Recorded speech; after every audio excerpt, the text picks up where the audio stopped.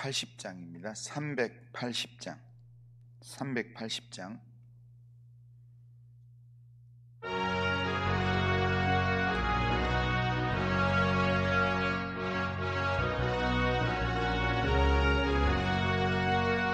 나의 생명 되신 주 주님 앞에 나갑니다.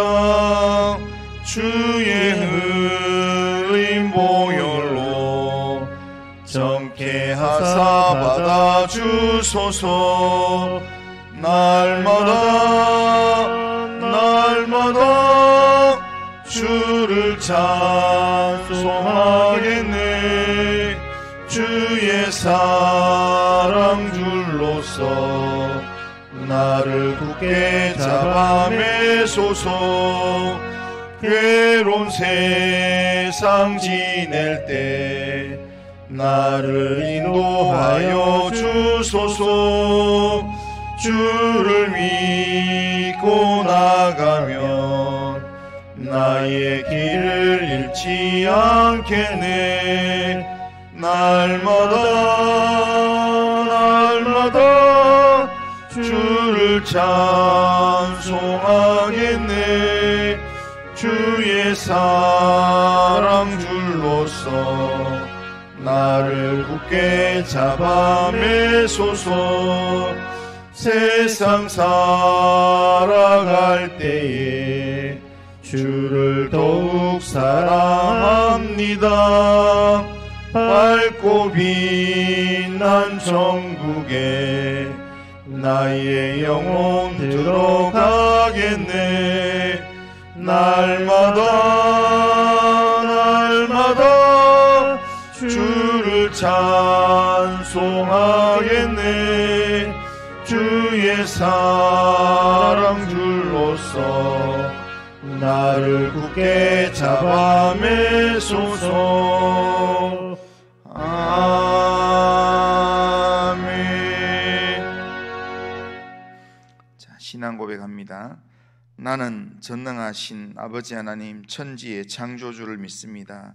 나는 그의 유일하신 아들 우리 주 예수 그리스도를 믿습니다.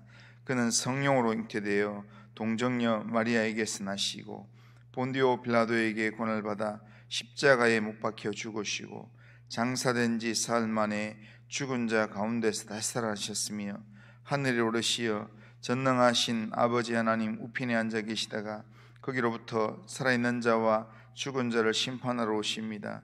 나는 성령을 믿으며 거룩한 공교회와 성도의 교제와 죄를 용서받는 것과 몸의 부활과 영생을 믿습니다. 아멘. 자, 하나님의 말씀은 요한계시록 18장입니다. 자, 요한계시록 18장. 자, 요한계시록 18장 1절에서 8절까지 한 절씩 교독합니다.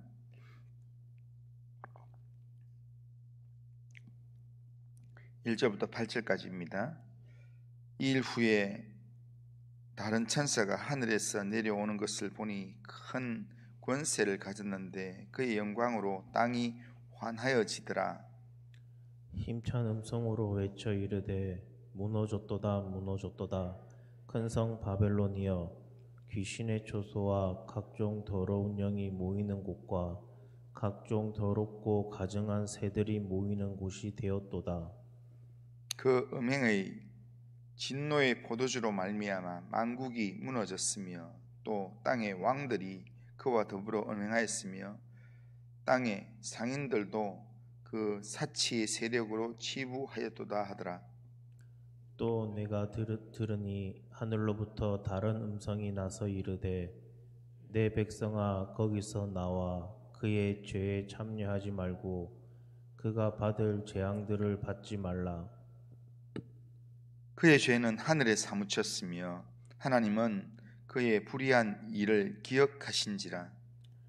그가 준 그대로 그에게 주고 그의 행위대로 갑절을 갚아주고 그가 섞은 잔에도 갑절이나 섞어 그에게 주라. 그가 얼마나 자기를 영화롭게 하였으며 사치하였는지 그만큼 고통과 애통함으로 갚아주라. 그가 마음에 말하기를 나는 여왕으로 앉은 자요 과부가 아니라 결단코 애통함을 당하지 아니하리라 하니 그러므로 하루 동안에 그 재앙이 이르리니 곧 사망과 애통함과 흉년이라. 그가 또한 불에 살라지리니 그를 심판하시는 주 하나님은 강하신 자이심이라. 아멘. 자, 오늘 이 본문은 하늘에서 내려온 다른 천사가 죄악으로 가득 찬 큰 성 바벨론에 대하여 심판을 선언하는 그런 내용입니다. 17장에서 큰 엄녀 바벨론의 모습을 소개하고 난 다음에 18장에 와서 바벨론의 멸망을 선언하고 있습니다. 오늘 본문 2절을 보면 힘찬 음성으로 외치되 무너졌도다 무너졌도다 큰 성 바벨론이여 귀신의 처소와 각종 더러운 영이 모이는 곳과 각종 더럽고 가증한 새들이 모이는 곳이 되었도다. 그렇게 얘기합니다.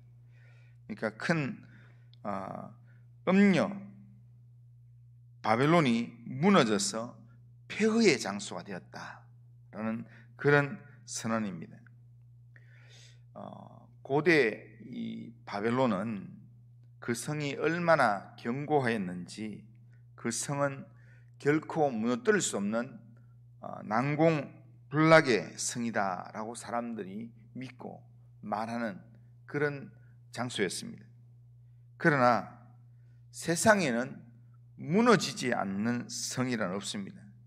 하나님께서 보내신 고레스가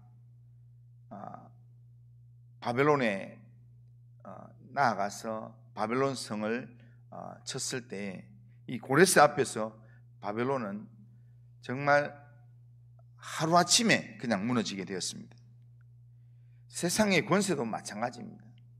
아무리 막강한 세력이라도 때가 되면 반드시 무너진다는 것을 바벨론의 이 무너짐을 통해서 가르쳐주고 있는 것입니다. 로마의 전성기에 로마 사람들은 생각하기를 로마의 권세는 영원할 것이라 믿었습니다. 이 제국으로서 절대로 무너지지 않는다고 생각했습니다.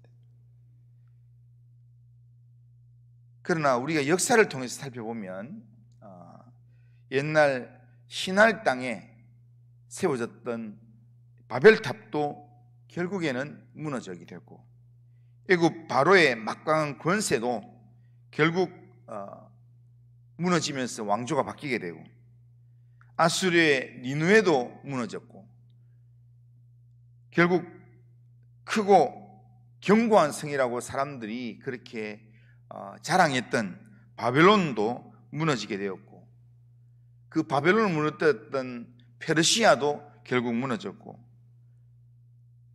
헬라 제국도 역사 속에서 보면 결국에는 무너지게 된다는 겁니다. 이런 모습처럼 마지막 날에 큰 음녀 바벨론도 반드시 무너진다라는 것이 이 요한계시록에서 요한에게 보여주는 환상의 내용이라는 겁니다. 종말에 나타날 적그리스도의 나라가 아무리 견고하고 영원할 것처럼 보인다 할지라도 절대로 영원하지 않다는 겁니다. 때가 되면 반드시 하나님의 심판으로 무너지게 된다는 겁니다. 이것을 기억하라고 지금 선언하고 있는 것입니다. 그러면 그 큰 음녀인 바벨론이 왜 무너집니까? 무너지는 이유가 뭡니까? 오늘 본문 3절을 보면 그 음행의 진노의 포도주로 말미암아 만국이 무너졌으며 또 땅의 왕들이 그와 더불어 음행하였으며 땅의 상인들도 그의 사치의 세력으로 치부하였더라. 그렇게 말합니다. 여기 보면 음행의 죄로 말미암아 영적 음행의 죄로 말미암아 결국 무너진다는 겁니다. 5절에도 보면 그의 죄는 하늘에 사무쳤으며 하나님은 그의 불의한 일을 기억하신지라 그렇게 합니다. 그러니까 그의 죄가 하늘에 지금 이 사무쳤기 때문에 하나님께서 그 죄에 대한 심판으로 바벨론을 무너뜨린다라는 겁니다. 그리고 그 불의한 그 모든 죄를 하나님께서 기억하고 계신다라는 겁니다. 하나님은 악인의 죄를 절대로 잊어버리지 않습니다.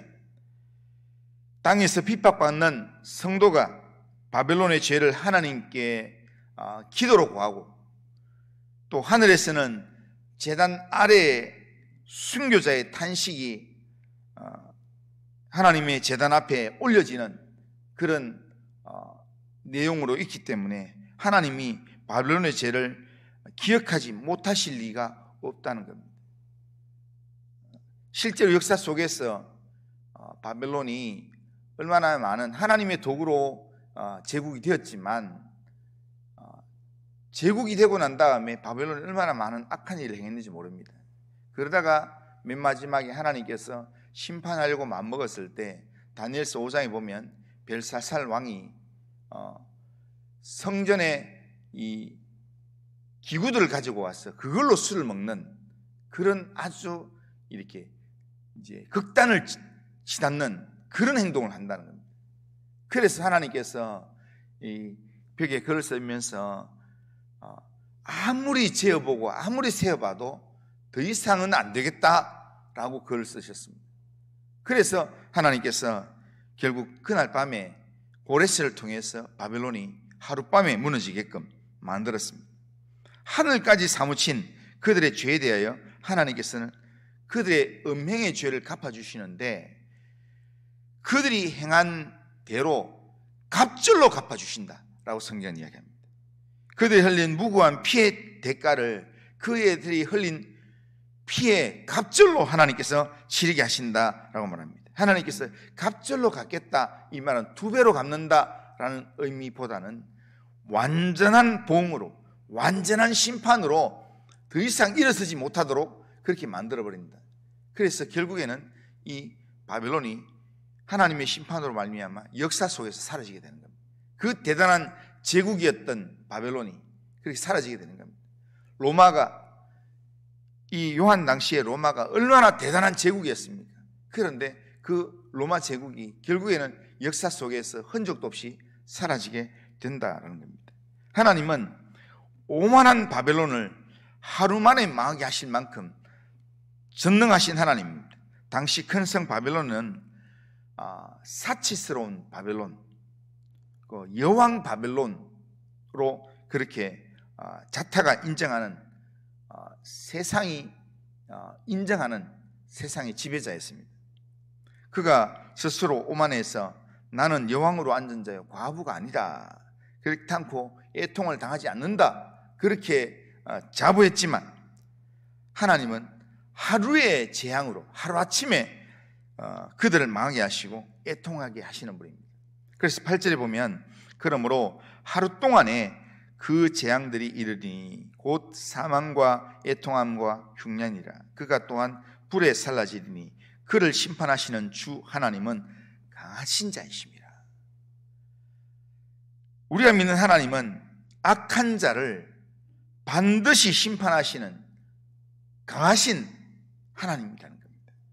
이 하나님이 우리에게 바벨론의 제약에서 빨리 나와라, 같이 거기서 죄에 참여하지 마라 라고 말씀합니다. 4절을 보면 또 내가 들으니 하늘로부터 다른 음성이 나서 이르되 내 백성아 거기서 나와 그의 죄에 참여하지 말고 그가 받을 재앙들을 받지 말라, 그렇게 말합니다. 바벨론의 사치, 바벨론의 권세가 좋아 보이는 것 같지만 하나님의 심판 앞에 하루아침에 다 사라질 내용들입니다. 그렇기 때문에 거기에 얼쩡거리면서 거기에 마음을 두고 거기에 가까이 하지 말라는 겁니다. 오직 전능하신 하나님께 마음을 두고 하나님만 의지하는 삶을 살아라 라고 지금 이야기하는 겁니다. 마지막 때가 되면 지금 우리를 유혹하는 그런 이 세상의 권세, 세상의 향락, 세상의 즐거움들이 많이 있습니다. 그래서 아이고 이렇게 기도하고 이렇게 믿음 지키며 하나님 말씀대로 살아봐야 뭐 그렇게 뭐 덕도 없는 것 같다 라고 생각하게 되고, 그리고 또 하나님을 따르려고 하는데 어떤 어려움이 생기면 그러면 괜히 하나님을 따르려고 하다가 손해봤다 그러면서 오히려 세상 방식으로 살아가는 게 오히려 낫겠다라고 하는 그런 유혹거리들이 우리에게 너무 많이 일어납니다.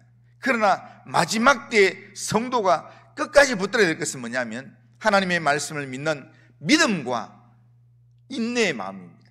인내와 믿음으로 하나님 앞에 살아갈 때 하나님은 믿음의 사람들의 그 결론이 절대로 불행으로 끝나도록 심판으로 끝나도록 하나님께서 내버려 두지 않습니다. 하나님께서 큰 성 바벨론을 하나님께서 무너뜨리셨어요. 결국에는 하나님의 사람이 역전의 은혜를 경험하도록 하나님께서 만들어 가신다라는 겁니다. 오늘 우리가 살아가는 오늘 현재 우리의 삶이 결론이 아닙니다. 오늘 때로는 우리가 사람들에게 때로는 무시당하고 때로는 힘이 없고 이렇게 살아간다 할지라도 이게 우리의 결론이 아닙니다. 우리의 결론은 장차 하나님 앞에서 하나님의 이름을 드러내는 영광스러운 찬양을 하는 자리가 우리의 결론의 자리입니다. 그 날이 되기까지, 그 자리에 서기까지, 최후 승리를 얻기까지 주의 이름을 의지하고 믿음을 지키며 인내하면서 믿음의 길을 걸어가는 우리 모든 성도님들 다 되시기를 주님의 이름으로 축원합니다. 거룩하신 하나님 아버지, 오늘도 우리의 삶을 주님께 맡깁니다. 하나님, 우리의 삶을 유혹하고 지배하고 모든 삶을 또한 이끌고 가고 있는 이 세상, 이 큰 성 바벨론이 결국에는 때가 되면 다 무너지게 된다는 것 성경에서 우리에게 말하고 있는데, 하나님 아버지, 거기에 나오라고 우리에게 말씀하시면서 거기에 참여하지 말라고, 그 심판을 같이 받지 말라고 우리에게 경고하시는 하나님의 음성을 듣습니다. 하나님 아버지, 마지막 때가 되면 될수록 유혹거리가 많은 세상 가운데서 하나님을 의지하며 하나님의 말씀을 들며 하나님의 말씀의 인도함을 받는 하나님의 사람으로 살아가도록 인도하여 주시옵길 원합니다. 오늘도 예배드릴 때 우리의 마음을 하나님 아버지여 믿음으로 무장시켜 주시고 하나님 믿음과 인내로 하나님 우리의 주어진 삶을 살아가도록 인도하여 주옵소서. 예수님의 이름으로 기도드리옵나이다. 아멘. 하늘에 계신 우리 아버지여, 이름이 거룩히 여김을 받으시오며 나라가 임하시오며 뜻이 하늘에서 이루어진 같이 땅에서도 이루어지이다. 오늘 우리에게 일용할 양식을 주시옵고 우리가 우리에게 죄 지은 자를 사해 준 것 같이 우리 죄를 사해 주시옵고 우리를 시험에 들게 하지 마시옵고 다만 악에서 구하시옵소서. 대개 나라와 권세와 영광이 아버지께 영원히 있사옵나이다. 아멘. 아멘.